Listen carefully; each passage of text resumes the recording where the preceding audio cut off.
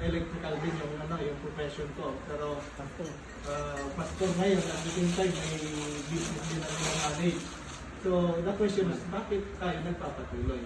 Pwede naman tayong maging parang kung sa church ay church goer, isang simpleng miyembro ng church. Pero bakit tulad ng ginagawa natin sa ngayon, meron tayong fellowship. At hindi lang hanggang fellowship, kundi nag-i-involve talaga tayo, katulong tayo sa ministry.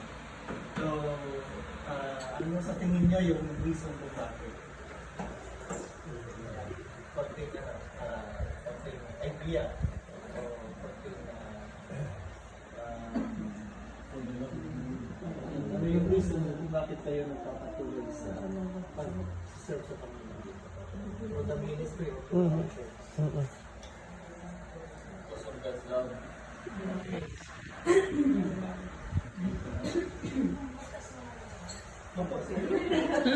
Parang nasa class. Pop-up tayo.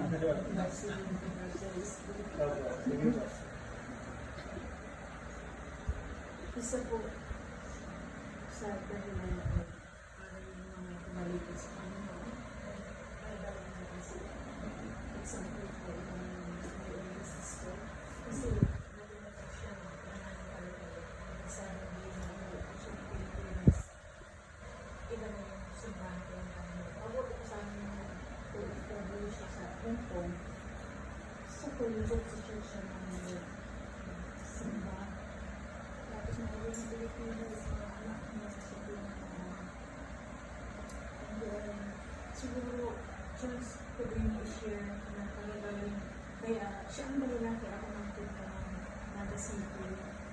Kasi tinawagan ko ng isa kong ate na nasa international dugo ko tayo. So, saan siya pa ano na siya sa Pilipinas.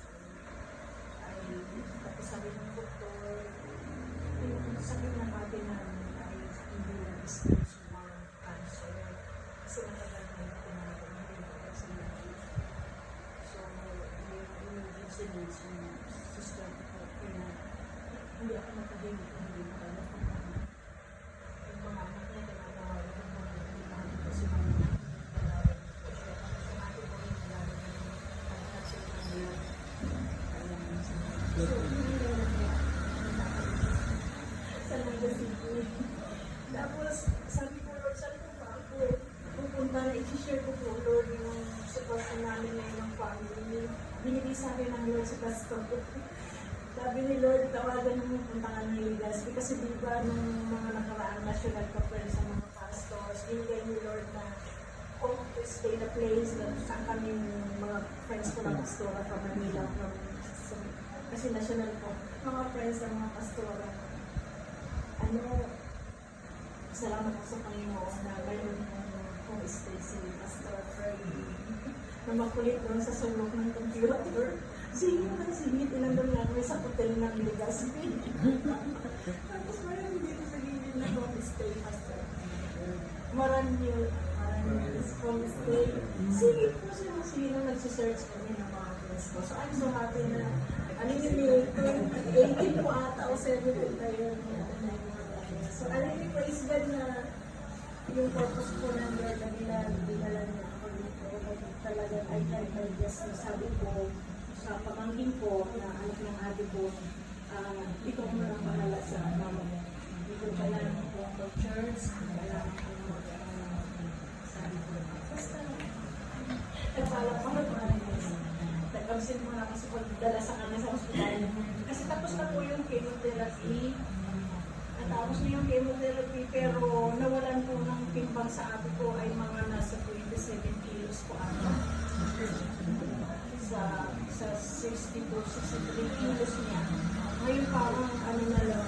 So I really praise God na nakasolve. Isa po yun sa Thank you po for sharing. Meron pa po ba? Meron pa. Meron pa tayo sila. Ang tanong ko yan. Siguro pastor dahil siguro nung hindi pa tayo tinatagpo ng Panginoon siguro. Nung wala pa tayo sa Panginoon, siyempre